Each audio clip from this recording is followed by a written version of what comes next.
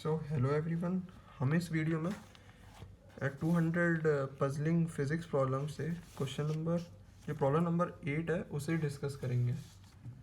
तो problem number 8 में हमसे क्या बोला है कि एक हमारे पास आइसबर्ग है जो कि रेगुलर पिरामिड की शेप का है और उसकी हाइट दी है 10 मीटर और वो एक वाटर सरफेस पे तैर रहा है। तो उसका कुछ पोर्शन तो वाटर सरफेस के ऊपर होगा और कुछ पोर्शन वाटर सरफेस के नीचे होगा। तो मुझे इस क्वेश्चन में उस आइसबर्ग का time period of oscillation calculate करना है। तो यहाँ पर उसकी डेंसिटी भी दी गई है, तो उसे कैलकुलेट करने के लिए इसे सॉल्व करना शुरू करते हैं।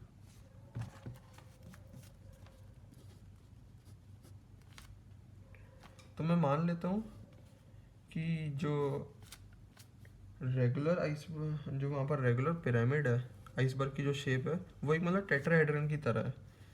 तो मैं अभी इसे सिर्फ 2D में अगर एक फेस की तरफ से देखता हूँ तो मुझे कुछ इस टाइप की फिगर दिखेगी, क्योंकि वो 3D में बनाना थोड़ा सा डिफ़िकल्ट होगा। लेकिन ये मुझे पता है ये एक्चुअल में इस टाइप का होगा।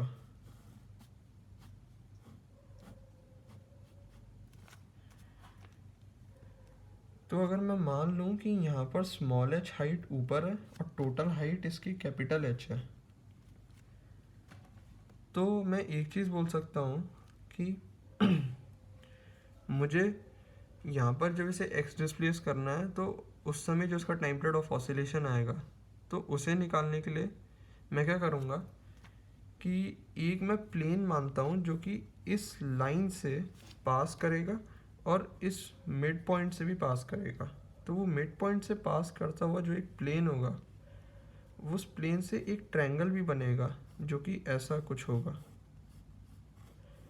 इस ट्रायंगल को मैं यहाँ बना लेता हूँ। तो ये ट्रायंगल कुछ इस टाइप का होगा देखने में। तो मैं क्या करूँगा, मैं इस ट्रायंगल की हेल्प से यहाँ पर जो एरिया होगा, हालांकि ये ट्रायंगुलर बेस होगा, लेकिन यहाँ पर जो एरिया बन रहा होगा मैं इस एरिया को कैलकुलेट कर सकता हूँ, जो कि इस ट्रायंगुलर बेस का एरिया होगा। तो यहाँ अगर मैं मान लूँ तो इसकी जो रेडियस होगी वो मान लेता हूँ स्मॉल आर और इसकी रेडियस मान लेता हूँ कैपिटल आर। हालांकि ये रेडियस को मैं बिल्कुल सर्कुलर टर्म्स में ले रहा हूँ, लेकिन मैं इस लेंथ को भी अगर ऐसा मान लूँ मैं तब भी इसे यूज़ करूँगा।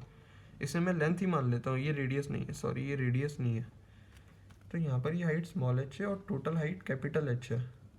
तो यहाँ पर एक चीज़ पता है कि अगर मैं tan थीटा इक्वेट कर दूँ तो capital H by capital R is equal to small h by small r, और यहाँ से capital R by small r capital H by small h है आ जाएगा।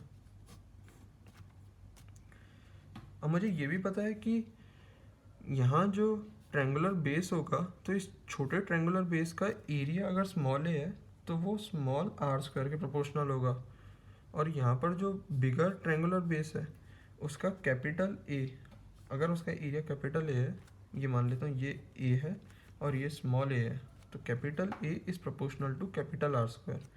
इन दोनों को डिवाइड करने में मुझे क्या मिलेगा, capital R square upon small r square is equal to capital A by small a is equal to h square, मैंने यहाँ इस इक्वेशन को भी यूज़ कर लिया, h square by small h square.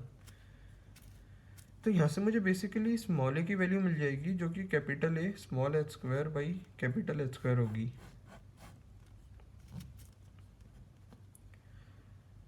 तो अब इससे मैं क्या कर सकता हूँ, अगर मुझे इसका टाइम पीरियड ऑफ ऑसिलेशन निकालना था तो मैं इसको x नीचे की तरफ डिस्प्लेस करूँगा। जब इसे x नीचे की तरफ डिस्प्लेस करूँगा तो इस पर कुछ अपवर्ड फोर्स आएगी।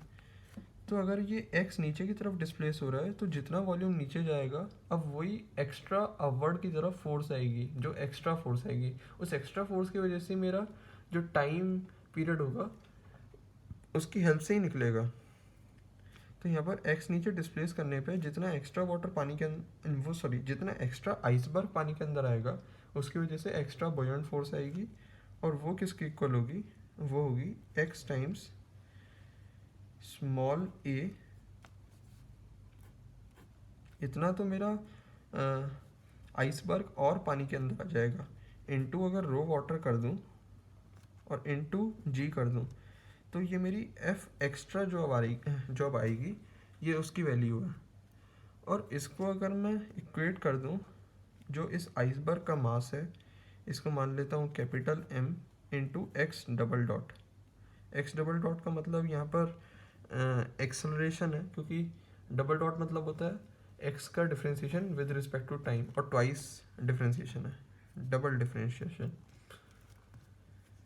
तो यहाँ पर मैं कैपिटल M को लिख सकता हूँ rho times, sorry 1/3 rho ice times capital H into capital A x double dot, और यहाँ पर आ जाएगा रो वाटर, एक्स की वैल्यू आ जाएगी, एक्स की वैल्यू की वो मुझे खैर ज़रूरत नहीं, पर ये स्मॉल a की वैल्यू आ जाएगी capital A small h square upon capital H square into g, और यहाँ स्मॉल x। तो इससे बेसिकली अब मैं टाइम पीरियड कैलकुलेट कर सकता हूँ। यहाँ पर a से a कट जाएगा, और a से a कटने के बाद ये h नीचे आएगा, 3 ऊपर और रो आइस नीचे। तो यहाँ पर x डबल डॉट की वैल्यू जो आएगी वो मैं लिख लेता हूँ, x double dot is equal to 3 times rho water h square g upon rho ice into capital H cube.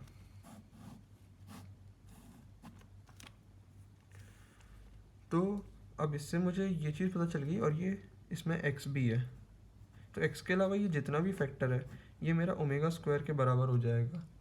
और इससे फिर मैं टाइम पीरियड कैलकुलेट कर लूँगा, जो कि होगा 2 pi under root rho ice H cube upon 3 rho water into small h square into जी।